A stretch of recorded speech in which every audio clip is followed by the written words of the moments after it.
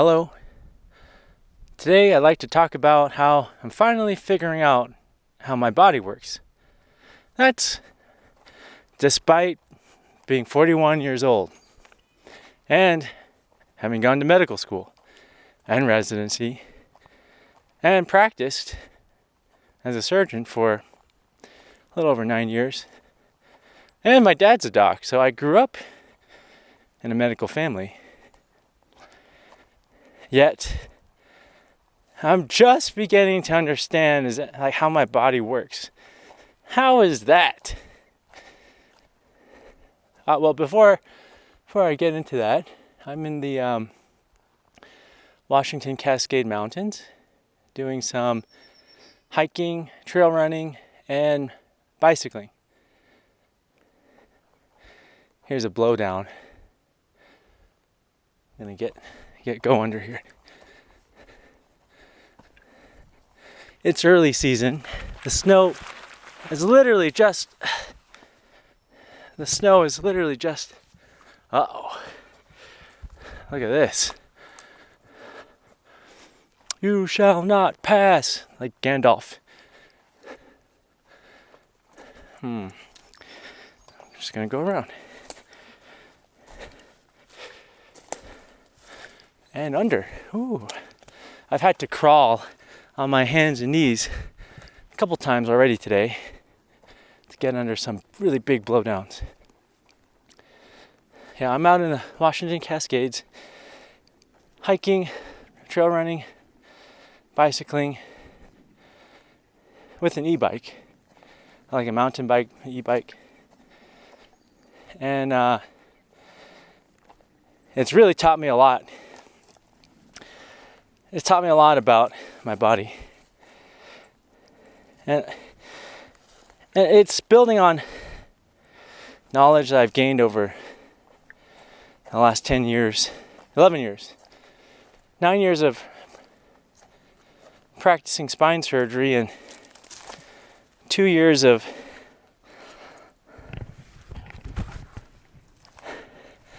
no, not two. Almost 2 years of, well, not being a doctor. I'm not unemployed anymore because I make these YouTube videos and they pay for some of my living costs.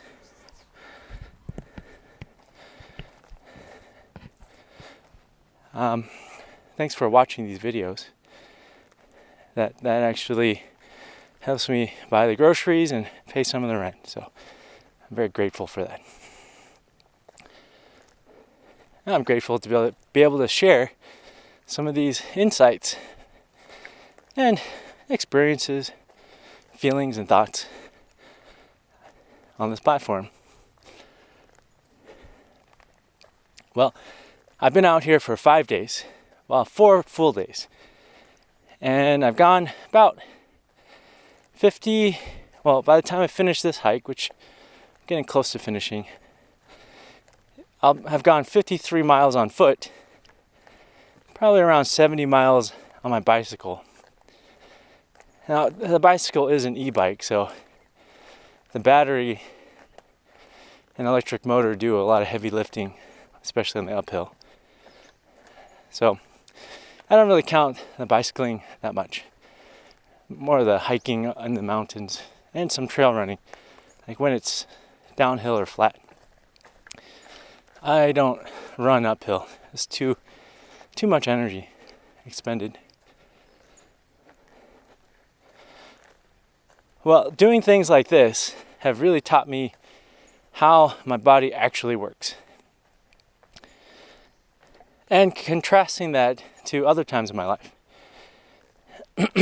So, let's see, where to start? Okay, here's where I'm going to start. There's some mosquitoes, so I may have to swat at them. Although, this is a really weird blowdown. I'm going to have to get across it. So,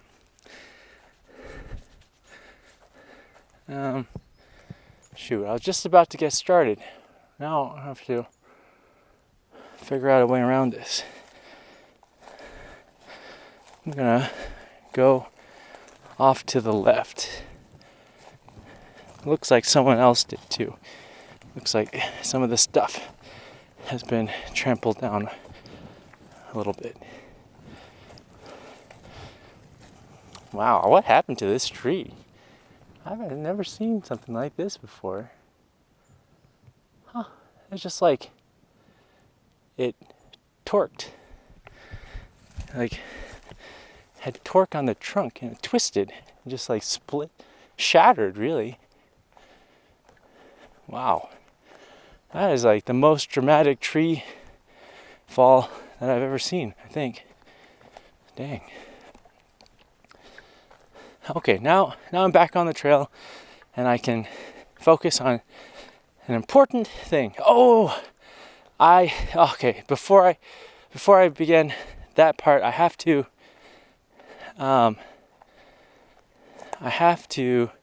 do a disclaimer, because people are very litigious in America, well, in the world, but especially in America. And I'm a medical doctor, so someone might want to sue me for anything I say about health-related stuff. So, yes, I'm a medical doctor, but I am not your doctor. This is a YouTube video. You are not my patient. I don't even know you. What I say is my experience with my own body and my thoughts on it. It may not apply to you. It may actually be harmful to you, because everyone has a different situation, a different body, a different environment, different surroundings, different inputs and outputs, different weather, different foods, different activity levels, different levels of sunlight, different like mental states. There's all kinds of variables. So what I say is my experiences with my own body in my life and what I've learned from that. Doesn't mean it'll apply for you, and it may actually hurt you if you try it. So I'm not responsible for anything you choose to do based on this video. That's your own responsibility. I don't even know who you are. So it can't be a doctor-patient relationship. And anything you can do in excess and die from it. You can drink too much water or too little water and die either way. You can eat too much salt or eat too little salt and die either way. So just use some common sense. Listen to yourself, listen to your body, and if you've got a lot of medical problems, listen to your doctors helping manage those problems. Like if you're on dialysis, what I'm about to tell you about my experiences definitely does not apply to your body, because your body's literally hooked up to a machine managing fluid balances every day or something, or every night. So that's my disclaimer. Now for the important things that I've learned. I've been drinking way too much water my whole life, except when I was in the operating room for really long surgeries. Like if I was in a brain tumor surgery, sometimes, one of them lasted like 16 hours, and I think for that one, my partner came and helped me out so I could go pee and poo. Well, I don't know if I even pooed, but I peed and I went to the cafeteria, got some food and drank some liquids, water. I said waters. Water. Drank some water. But that's like the kind of outlier surgery. Most of the surgeries probably lasted anywhere from 2 to 4 or 5 hours, and I won't drink or eat or pee.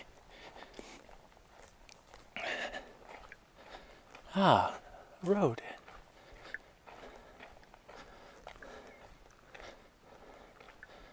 see, where is the trail? I have to come across this road later. I think the trail is...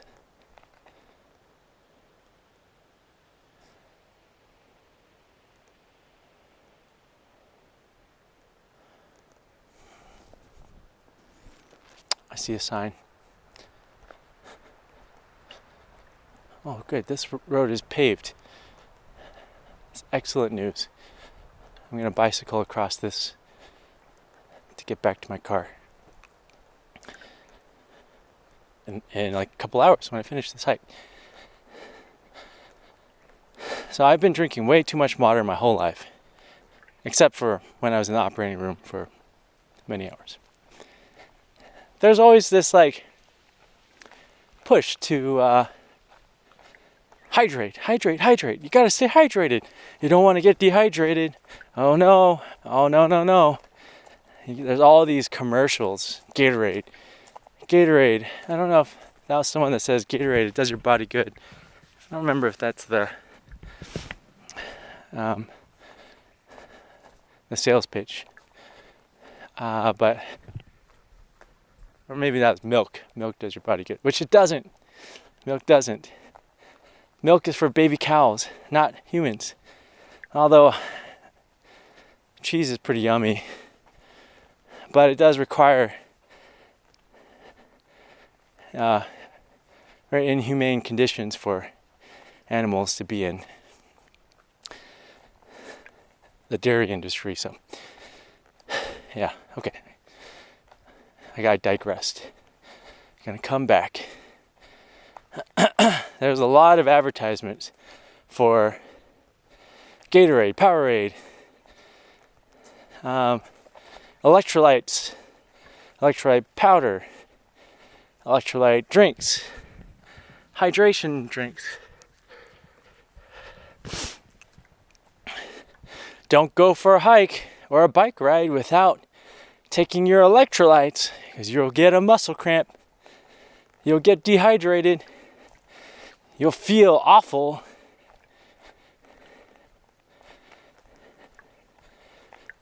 That's all marketing. Now, it is true though, if you drink too much water. So this is the thing that I figured out, with my body at least, in this climate, which is the Pacific Northwest, which it's June and it's cool. I'm wearing a sweater even though I've been running.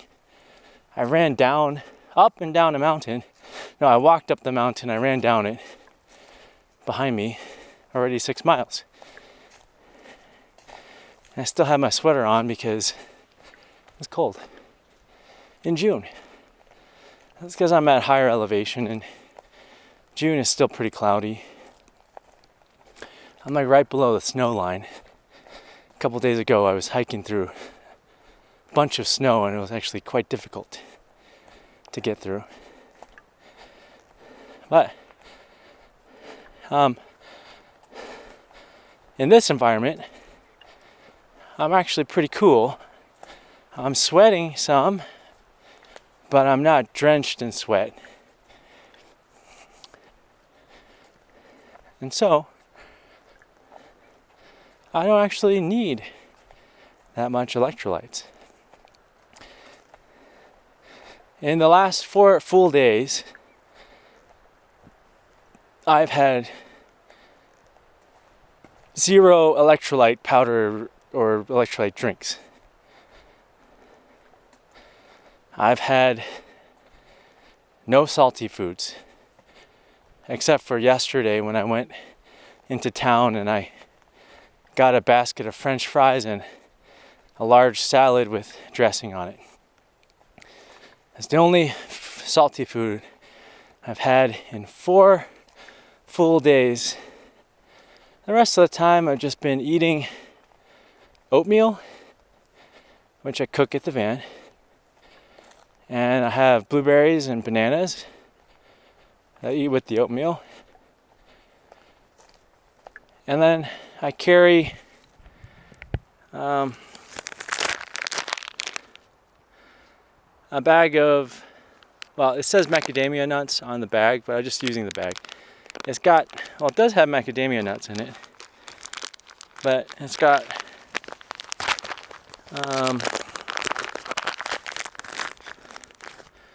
sunflower seeds,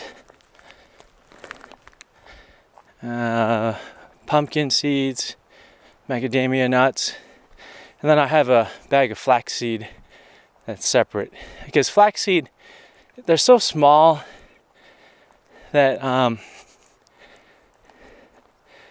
like if I don't chew them up really well, they're just gonna pass right through me. That's why people run it through a coffee grinder and make flax meal. So I keep the flax seed separate so that I can just like put a tablespoon or so in my mouth, and while I'm walking, I just chew on it for a long time until it becomes flax meal in my mouth. And that sounds kind of gross, but it's actually kind of fun because they're really tiny seeds, and it's kind of fun. It like gives me something to do, and it makes me not hungry, because all these things I'm carrying, flaxseed, sunflower seed, pumpkin seeds, macadamia nuts, they're like super calorie dense. Good amount of fat, fiber, protein in the seeds, not so much in the macadamia nuts. And I can eat them while I'm walking. But these are all unsalted. That's important. I always buy the unsalted versions. Salt, sodium. So, why am I talking about this? The reason why I'm talking about this is because this is the key, at least to my experience in my body. The relationship between water, salt, and energy from carbon bonds, whether that's carbohydrates or fats or proteins. I guess proteins have carbon and nitrogen. Some have sulfur. But they're all bound to carbon in some way. So organic chemistry, essentially. That means chemistry of carbon bonds. So it's the relationship between water, sodium, well, potassium too, but sodium is, I think, a critical one for humans. I mean, potassium is critical too, but for the purposes of this talk, I'm going to focus on sodium. I mean, there's other salts like magnesium and calcium, but I think they're more peripheral to the discussion. So three things and how they interplay: water, sodium, salt, and carbon energy, whether that's through carbs, fats, protein. It's just energy that your body burns. So there's three things. On this 4 days, I have not had hardly any sodium in the 4 full days, despite hiking 50 miles over. It'll be 53 miles, and bicycling like 70 miles with an e-bike, so that comes with an asterisk. Hardly any sodium. Oh, Gooby, that's really dangerous. Oh, there's something running through the forest. I didn't get a good look at it, but it's big. I think it's a deer, but I'm not sure. Just want to make sure it's not a cougar. It wasn't black, it was like gray fur. But I think a cougar would be very quiet. A cougar you wouldn't even know is there. I think it was a deer. Just gonna check behind me every once in a while. Make sure. It wasn't black like a black bear, so it was big though. My guess is it probably weighed like 140 pounds, 150 pounds like a human.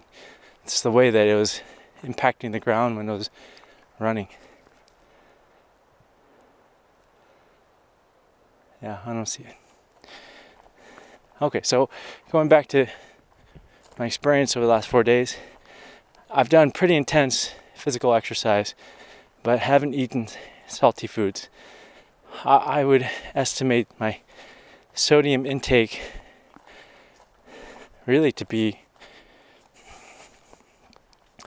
very minimal on most days, except for yesterday when I had French fries and salad with dressing for one meal.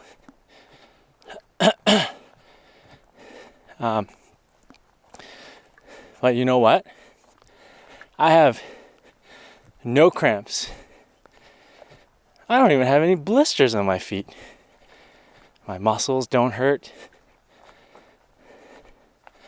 My head feels good. My heart and lungs feel strong.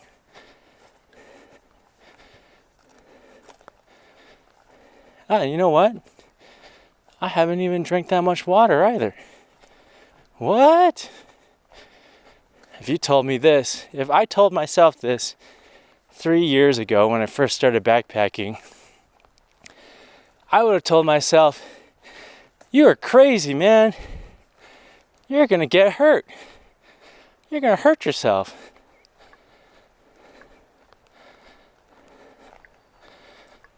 Well, this is why I'm telling you that I didn't understand how my body works until now. Well, at least this part. There's still things I don't understand, but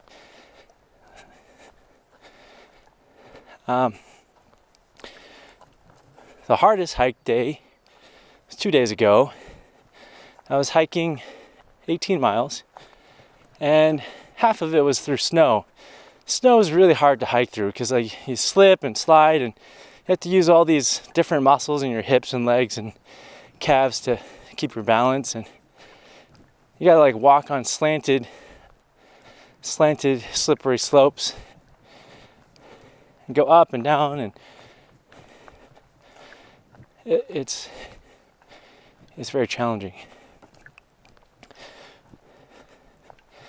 Yeah, I hiked 18 miles and I bicycled back 22 miles. It's 17 or 18 miles of hiking and 22 miles of biking. It was hard. I drank 1 liter of water the whole day. I mean, not the whole day. The whole hike and bike ride. Now, I had probably a liter of water with breakfast. That includes the water and the oatmeal and some more water that I drank before I left the van. And then at the end of that long day, I probably had another, well, actually I drank too much water. I had another oatmeal with water, so another liter. And then I was like, oh man, that was such a long day. I'm probably dehydrated. I should drink more water. So I drank like another half liter or something. But it was too much. How do you know if it's too much? Well, I know if it's too much when I start peeing clear fluid regularly. Like every hour I have to pee. And it's clear every time. Now, clear means that you're well hydrated, but it also means your body is offloading water. And it's got too much water. And if you're offloading water every 30 minutes to an hour, you're drinking too much water. or at least I am. I'll keep it in the first person tense because these are my experiences with my body, my environment. When I pee clear fluid every hour, 3 or 4 times, that means I drink way too much water.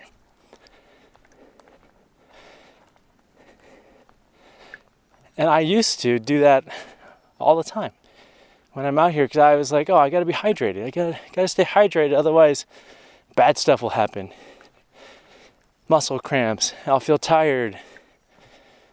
Who knows what else? I don't want my kidneys to get hurt. So I would like for this, it's a 10-mile hike, I would have for sure brought 2 liters of water. And I would have drank it all. But then I wouldn't feel so good at the end.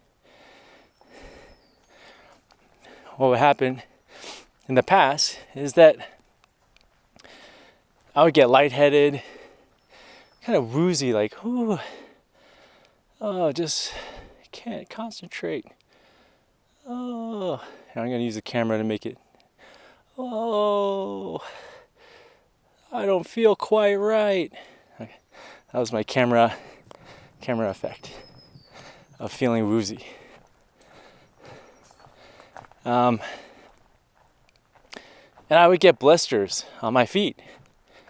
And then my muscles will hurt a lot. Like by like 12, 13, 14 miles in, like my muscles are toast. Like it hurts just to like get in and out of the car. And I have blisters on my toes and feet. But not anymore. On that long hike and bike ride, 0 blisters, no muscle cramps. I was tired, physically tired, just my whole body. But I felt sharp mentally. I mean, I was exhausted, but I mentally sharp, acute.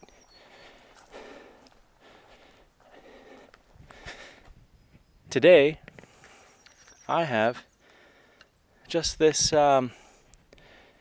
half-liter water bottle. I usually like light stuff, but I've messed around with a couple different plastic water carriers, like pouches or water bottles, and I just don't like the plastic taste. Plus, there's a lot of endocrine disruptors from these plastics that leach into the water. Like water bottles have toxic plastics, plastic-related chemicals that leach into the water in the water bottle. They can cause all kinds of problems, endocrine problems. I don't know if they cause cancer, but I wouldn't be surprised if they can contribute to the cancer. So I've got a stainless steel, non-insulated water bottle, so it's a little lighter. Still metal. I mean, my pack's very light. 500 milliliters, half a liter. That's like 2 full cups of water, I think. I think so.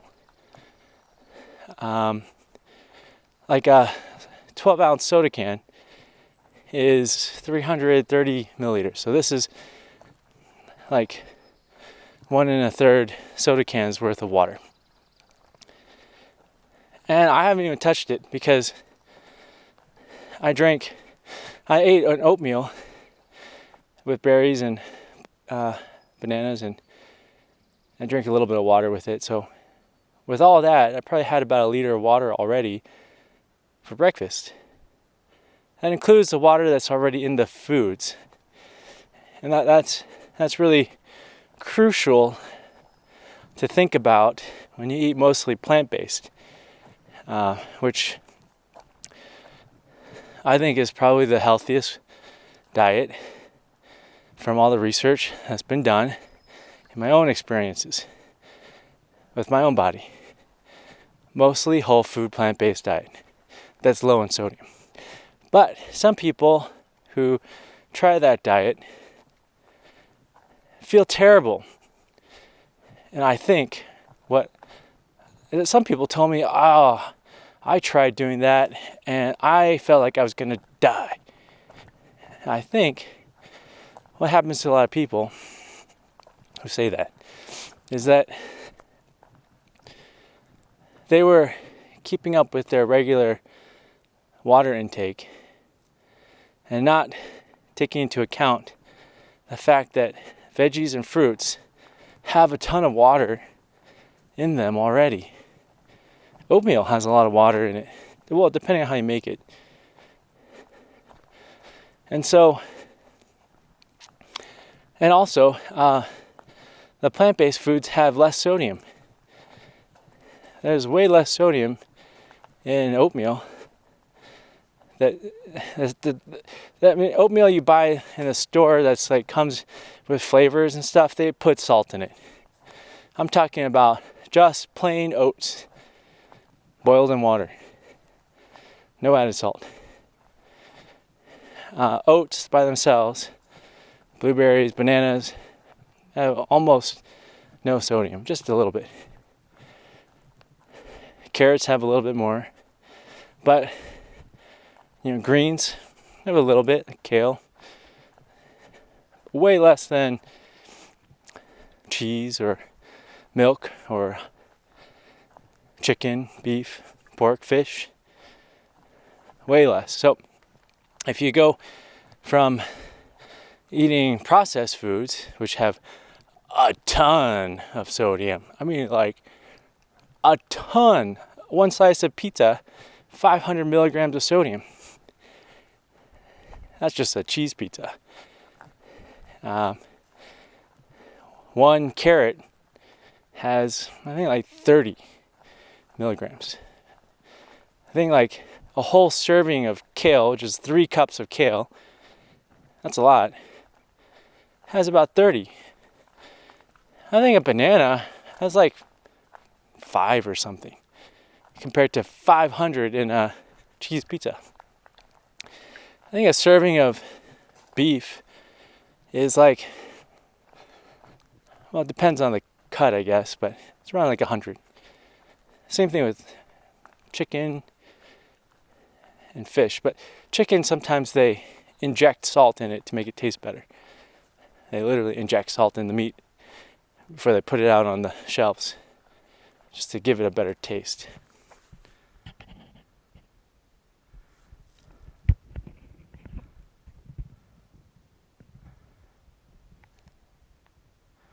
I'm adjusting the camera a little bit. Okay. So if you go from eating processed foods and or a lot of animal flesh or dairy, then all of a sudden you're dropping your sodium intake eating whole food, plant-based foods. If they're not whole food means it's not processed. And processed means that people added salt, sugar, oil, and maybe took out fiber. Like white rice is brown rice without the fiber, the shell. That's a processed food. Even though it's not salty or oily, it's processed because they remove the fiber. Orange juice is processed because they remove the casing of the juice. All the fiber. It's just the sugar water with vitamins in it. But that's processed too. Even though it's not salty or oily. It's very sugary though. Okay, where was I going with all that? Okay, yeah, so if you go to a whole food plant-based diet, you automatically drop your sodium level intake down. But if you keep up your same water intake as before, you're going to get too much water, because see, the water and the salt, they got to be balanced together. In the gut, water really likes to follow sodium. And in the intestines, there's a channel that is like a super absorber of salt, water, and glucose in combination. It's been a long time since I learned that. That's in medical school, so I don't really remember all the details, but I do remember that if you want to rehydrate someone really quickly, you give them water that has some salt in it and a little bit of sugar. Not like as much sugar as in a Gatorade, because that's really sweet. But there's things on the shelf that you can give to kids called Pedialyte or Osmolyte. That's like the perfect combination of salt, sugar, and water to rehydrate someone very quickly, because it utilizes that sodium, salt, water absorption mechanism in the intestines. So these things go together. They're supposed to go together. But if you get too much of one or the other, if you get too much water or too little water, too much salt or too little salt, or too much carbon energy, I'm just going to call it carbon energy, calories. I'll just call it calories. Well, I'm going to call it carbon energy because that's truer to what I mean. Calories is a little bit more abstracted. If you get too much of carbon energy or too little, you run into trouble. It's like a balance of the three. So when people switch to a whole food plant-based diet, they keep the water the same, but they drop their sodium levels down. Then they get hyponatremic, which is that woozy feeling. Muscles don't work quite right. Thinking's not quite right. You can die from that. You can have a seizure and go into a coma. People have literally died from drinking too much fluid. Every once in a while there's a fraternity death when the new incoming people are being hazed and they drink like a gallon of milk really quickly. I remember stories like that. Happened a couple times. There was a lady on a radio show in, I think, Sacramento, who was like doing a hold your pee for a wee. She drank too much water, trying to hold it. She won the wee, but then she died.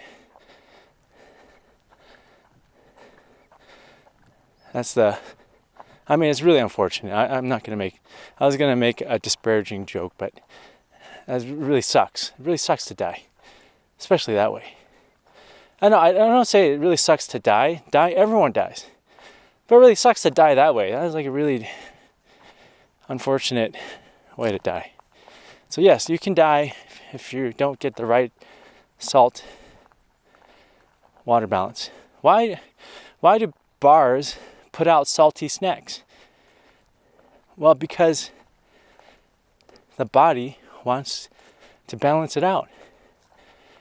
So you'll drink more. You'll order more drinks. If they didn't have salty snacks out on the table, well, you'd probably be fine after one beer or one cocktail or one glass of wine. And your body would tell you, hey, that's too much water. Gotta lay off the drinks for a while. But if you have a salty snack, it's got sodium and some carbon energy. Well, then you can keep going. You can keep drinking fluid. You can keep the beers coming, keep the pints coming. Bartender, thank you very much. Now, all of a sudden, The next day you step on the scale. You had half of cheese pizza you shared with your friend or partner, and threw back 3 beers or cocktails, or you went out to like Indian food or Mexican food, which is very salty. And the reason for that, I think, is because they live in a different climate than I do, where they have to sweat a lot if they're outside. If they're in a climate controlled room, they're kind of like where I am. It's cool, they're not sweating much. But if they eat the same diet, they're going to get messed up from too much salt. But if they're sweating a whole bunch, like working outside in the heat in India or Mexico, they need to eat very salty to replenish the salt lost in the sweat. See, it's all a balance. But let's say you live here in Washington. Now I'm going to keep it first person tense again. Let's say I ate a pizza, or I ate Indian food. I like Indian food. It's very salty. Yummy curries with white rice or bread. It's delicious. Now, if I had beer, which beer really messes me up. I'm just recovering from trying beer again after like 13 years. 13 years? 13 years. Never again. But let's say I had 3 beers and Indian food or pizza. Next morning, step on the scale, 3 pounds heavier. Well, that's not all fat.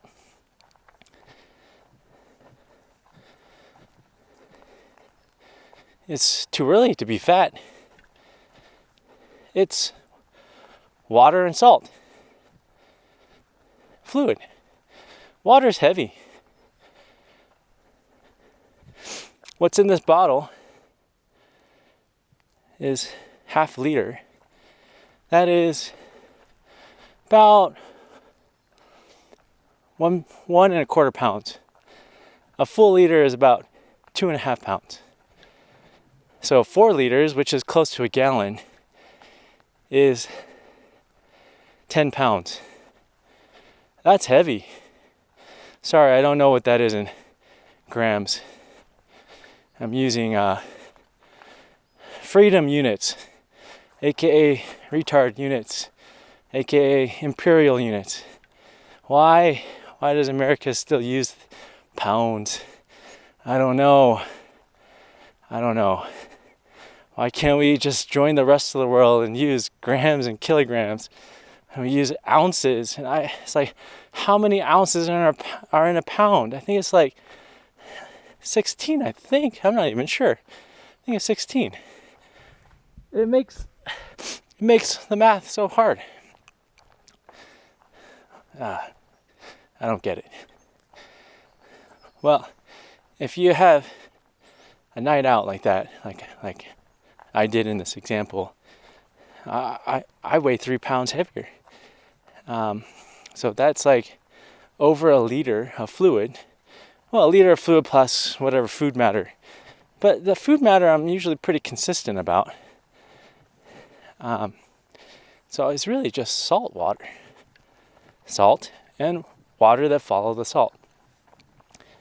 And it goes away pretty quickly if I don't eat salty the next couple days. My kidneys pee it out. Okay, so let's see, where do I want to go from here?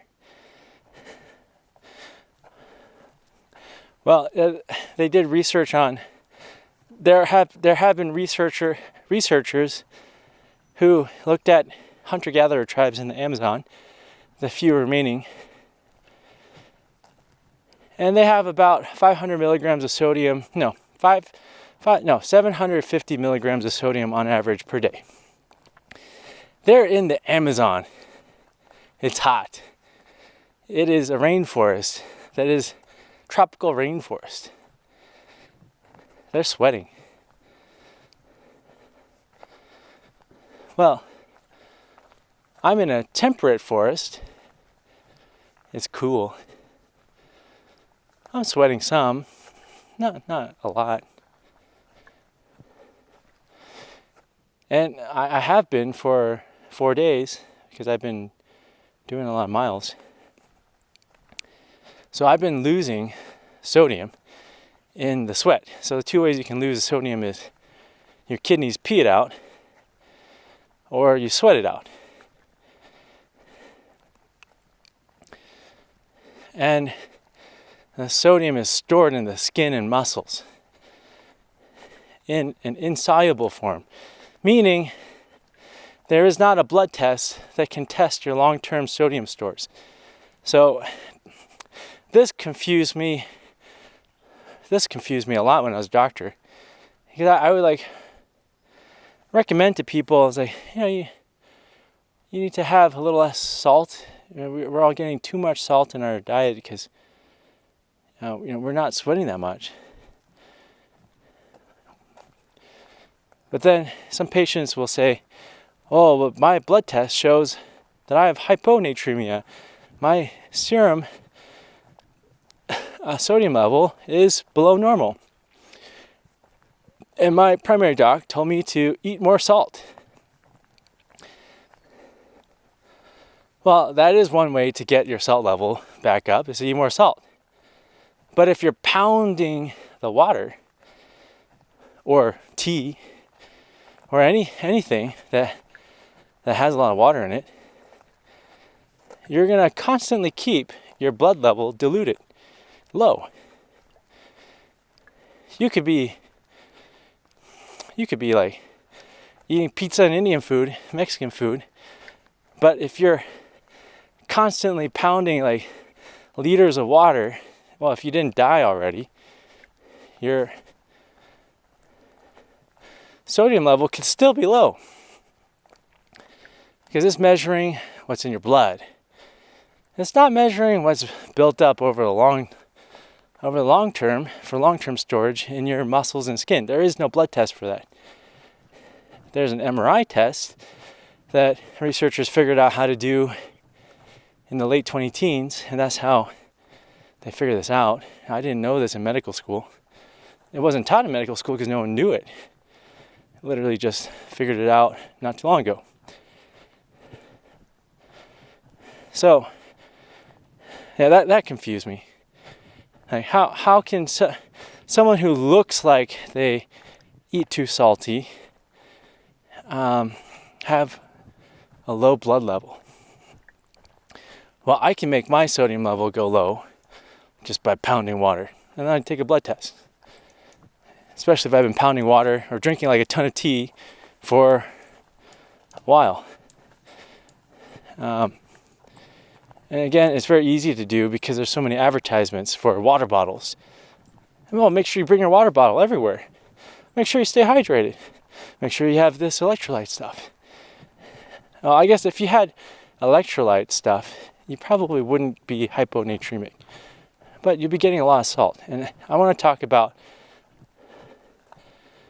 So the remainder of the talk, I'm going to talk about too much salt. And then I'll tie it in with too much carbon energy. Because that one people can understand a lot better because that's like calories. But too much salt.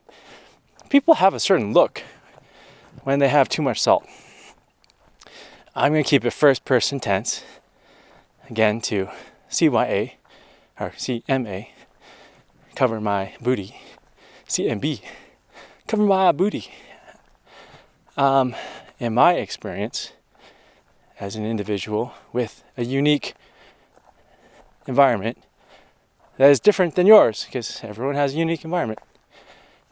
In my experience, but there may be things that you can glean from my experience. That's why I'm talking about it here.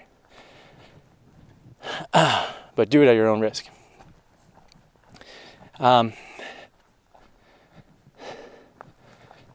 Let's see, April. My wife graduated her professional school for a second career. And she took a month off. So we just did a lot of fun stuff. We went camping down the Oregon coast. We went out to eat. We had Indian food. We found a really good Indian restaurant. We ate Mexican food. We had some pizza.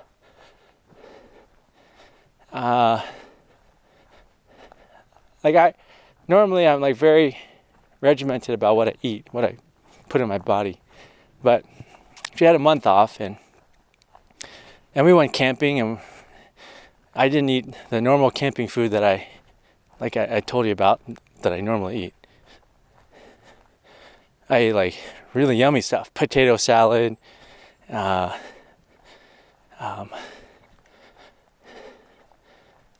spaghetti. Man, I'm getting hungry now. Yeah, that kind of stuff, salty stuff. Well, I gained like, I gained 10 pounds, 12 pounds that month.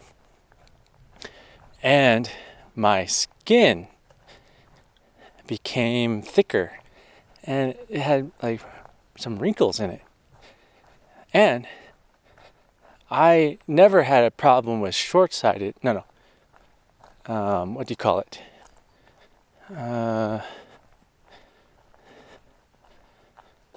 Near vision loss, or you can't read up close. I forget the term for that. I've never had that before. But by the end of that month, I noticed that my eyes were having trouble focusing on things that are close. Yeah, like I can read what's on the GoPro screen. There's tiny letters, but like a month ago, my eyes wouldn't work very well, and I had to hold it farther away. And I was like, crap, I'm getting old. And then I looked older too. My skin was thicker. You could see some wrinkles in it. I had gained weight. Didn't have any joint problems. But my skin had changed. My vision had changed a little bit. And I gained weight because my body was storing the extra sodium away in the skin and the muscles. I don't know how it affects the eyes, but I don't know if that was the salt or something else. But the skin definitely looked different. I looked older. Someone even commented, "Oh man, Koopy's aging." I remember that. It's true, because I edit these videos to post them. So I look at myself and I see how my face changes over time. And if you look at the videos from, let's say late April to early May, I look different than, say, right now. Even if you look at this video from 2 videos ago, that one was talking about why do sometimes I do things that are not good for me even though I know better. Like, why is that? That was 3 days ago. If you compare my face to then, I don't know. You'd probably be able to tell a difference. That my skin is a little bit more kind of like shrink wrapped around my facial structures, my bones and muscles. Now, I don't know if that's true or not because I haven't been able to look at the footage, but it feels that way when I feel my face, when I feel my belly. I did not eat hardly any sodium over the last 4 days, and my body has been accessing the long-term stores. And that means that the skin tightens up.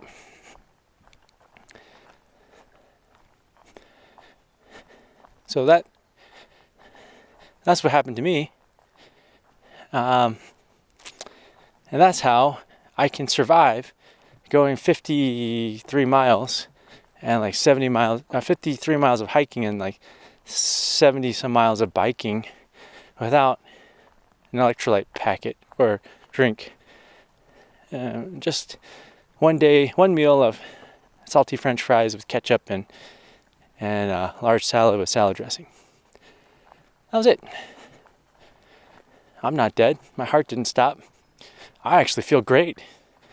I was literally running down the mountain before I made this video.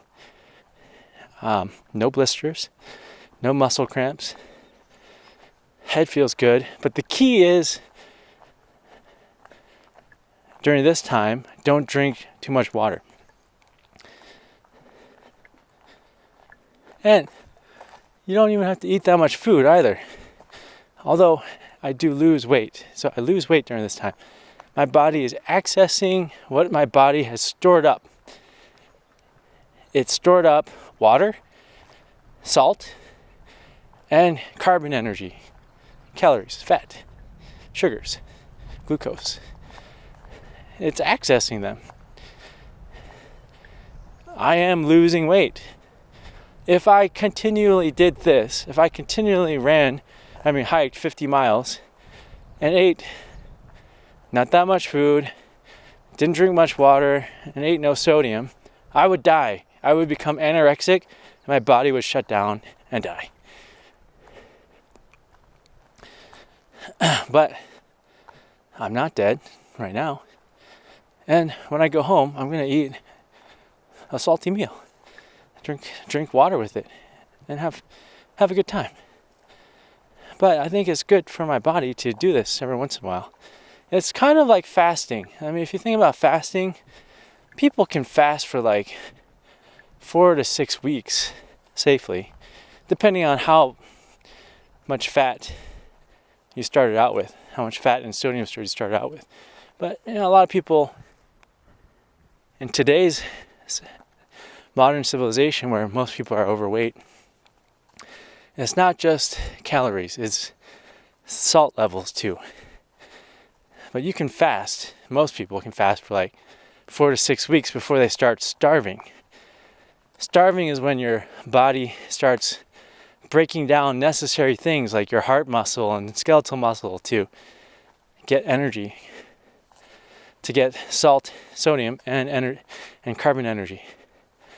Fasting is not starvation.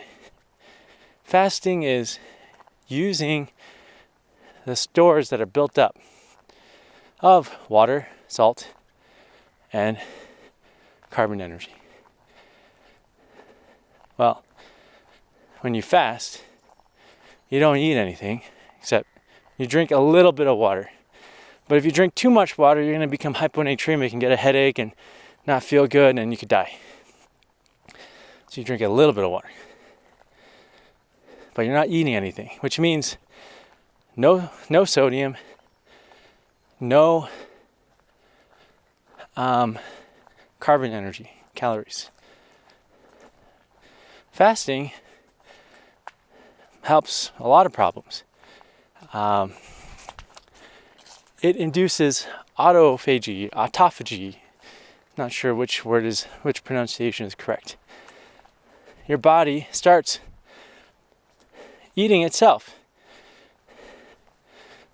That sounds bad, but it's a good thing because it's supposed to do that every once in a while. Like when we were all hunter-gatherers and the seasons are changing and we got to move from down by the lower elevations to the higher elevations where there's berries that are going to be ripening soon. Well, you may go several days without eating that much.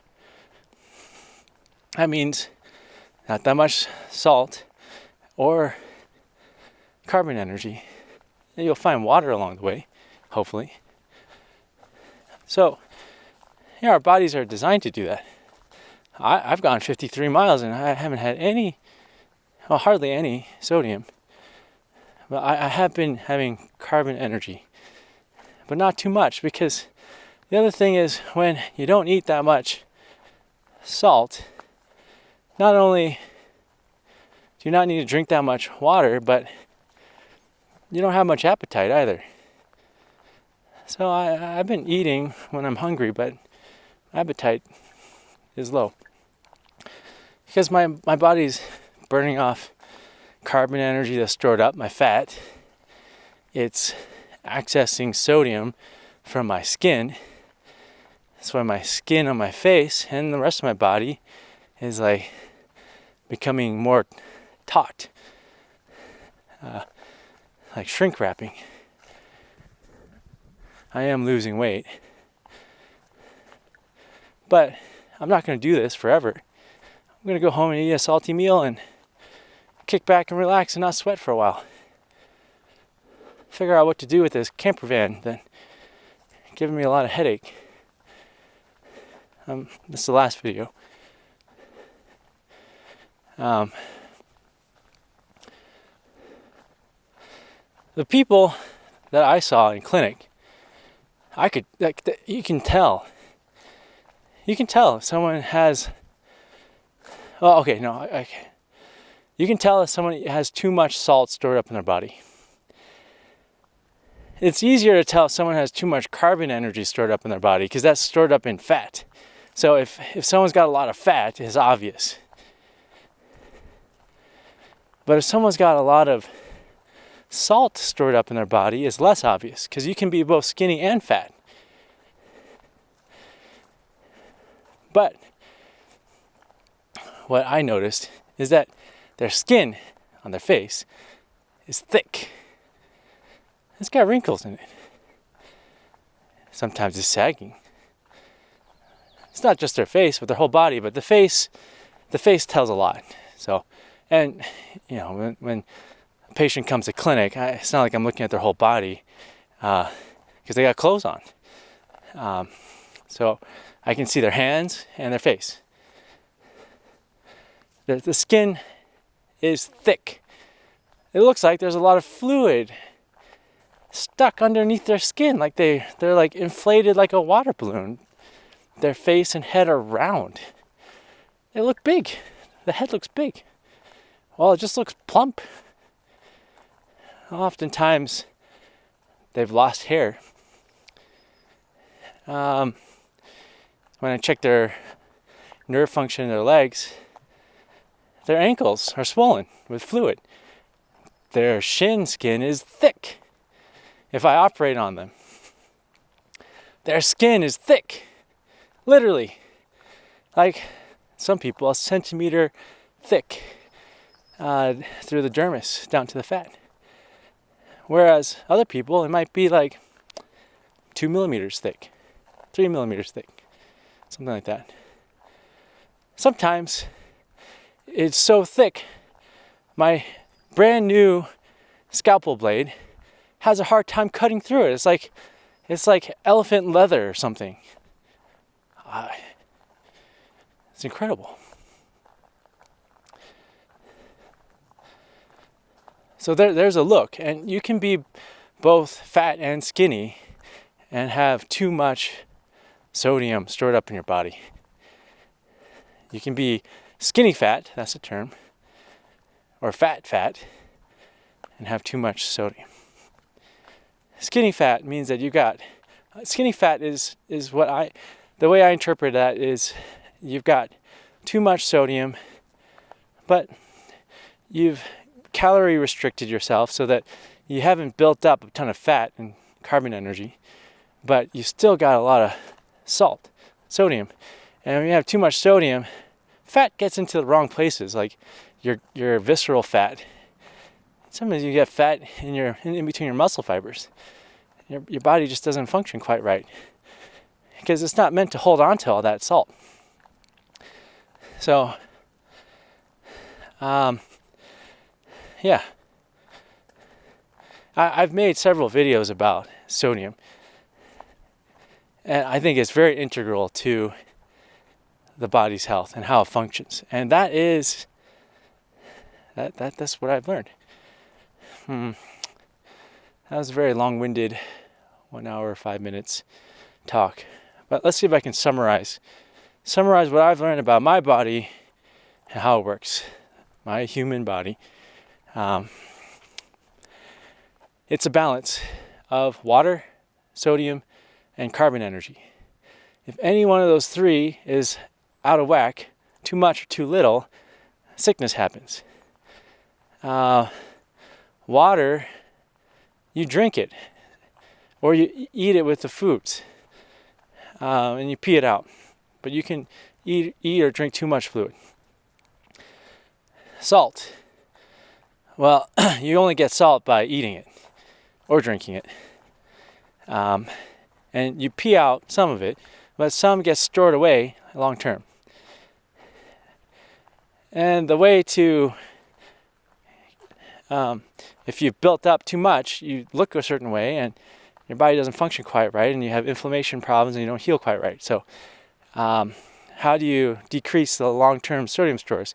Well, there's no blood test to test it because it's not in the blood, it's in the skin, a muscle. And there's an MRI technique, but that's a research-only technique. So the only way you can really tell is look in the mirror. Look at your skin. Look at your body. Is your skin sagging? Is it thick? Is it wrinkled? Are you retaining fluid in your ankles, shins, things like that?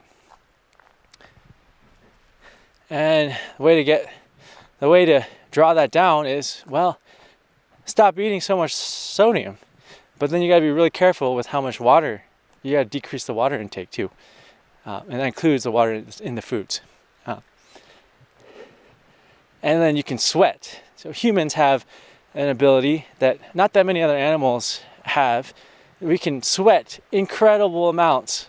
And sweat is salts plus water. And I think that's why humans eat so salty. Like, I can't give Doobie human food because she'll get sick because she doesn't sweat. If she eats a lot of human food, she's going to get diabetes and heart disease and joint problems and obesity because she'll build up too much sodium in her body, which she's not supposed to, because she doesn't have a good way to sweat it out. Well, I got to check, there's a trail division here. Make sure I'm on the right trail.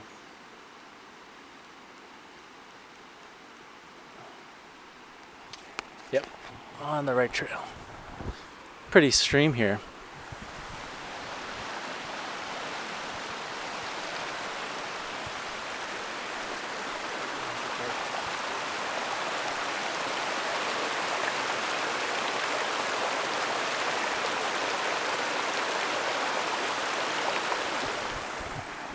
Well, actually, I might just finish the talk here because I gotta ford the stream. I don't want to do that holding a camera, so I'm gonna walk back this way a little bit. Sweating can draw down the sodium stores real quick. I think a marathoner commented and said that, like, every hour she was losing, ultra marathoner wrote one time and said every hour she was losing 500 milligrams of sodium doing these ultra marathon runs. Well, it's really easy to replenish that. Like I said, one slice of pizza is 500 milligrams, and when we eat pizza, hardly anyone eats just one slice. So, yeah, you can draw down the sodium stores by sweating or just cutting back on the intake for a while, like fasting, or do what I'm doing, which is just not eating that salty. But if you keep doing that, you'll die. If you do it for a long time, you'll become anorexic and die. You'll get dehydrated. You'll die. Yeah. So, and if you drink too much water while you're doing that, you'll die from hyponatremia. So there's a lot of pitfalls here. The carbon energy calorie thing is, pretty self-explanatory. A lot of people focus on that. Like, how much fat do I have? What's my calorie counting? Things like that. So I'm not going to spend much time on that. But that is just one of three important things. And that's what I've learned. It's a balance of three things: water, sodium, and carbon energy, calories. Now I can hike 50 miles in the mountains, including trail running, which I'm about to resume here as soon as I cross the stream. I can do that without having much food or salt or water because I'm drawing off my body's long-term stores. And I understand that I can't do that long-term because I will die. I'll become too skinny and waste away and starve. But for most of my life, I've ate too much salt, drank too much water, and ate too much food. So I got some belly to work off. Thankfully, it's getting smaller. But my overall health is feeling good, and I feel younger. I feel my skin feels good. I think it looks good. I'm trying to see in the camera. Yeah, it looked different than like 3 days ago. And yeah, I think this is how I am learning how to take care of my body.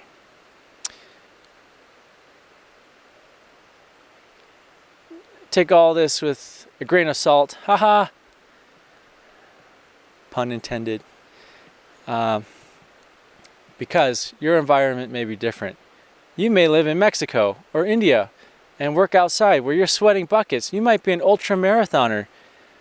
Even though you live in the Pacific Northwest with the same climate I do, you're running like 20, 30 miles every day and sweating a ton. So you'd have to eat really salty every day just to like keep your sodium stores stable. You might be a patient that's got kidney disease and is on dialysis. Well, all these things are out the window when you got a machine that's managing your sodium and fluid levels.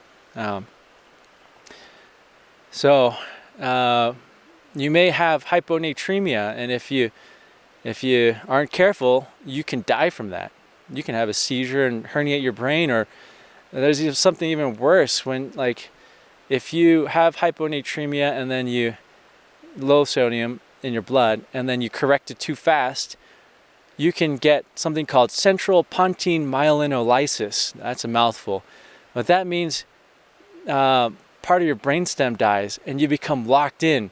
That means you can't move anything except you can look up. You can open your eyes and you can look up. You can't look left or right. You can't look down. Maybe you can look down, but you can only look vertically. You can't look left or right. You can't move your mouth. You can't move your tongue. You can't move any face muscles. You can't move anything from the neck down. You're locked in. You're fully aware of everything. Awful condition. Yeah, so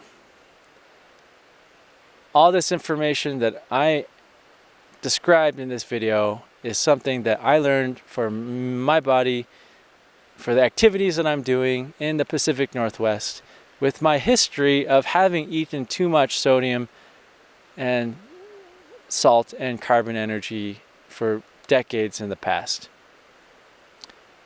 You know, you may be skinny and maybe you've been good all this time. You didn't eat that much sodium or carbon energy and your water intake was perfect. And then you hear this video and then you say, oh, I'm going to do less. And then all of a sudden, like, you were a healthy weight and now you're anorexic and your body's not working. That's an example of how this maybe you were doing it just fine.